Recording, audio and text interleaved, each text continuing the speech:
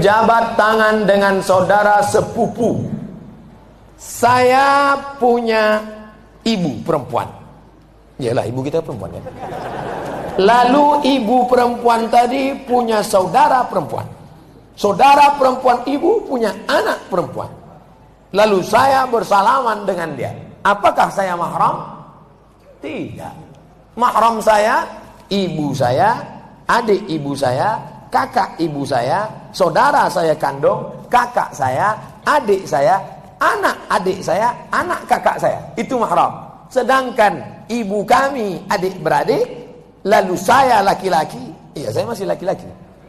Lalu kemudian adik ibu saya punya anak perempuan, maka saya tidak mahram dengan dia.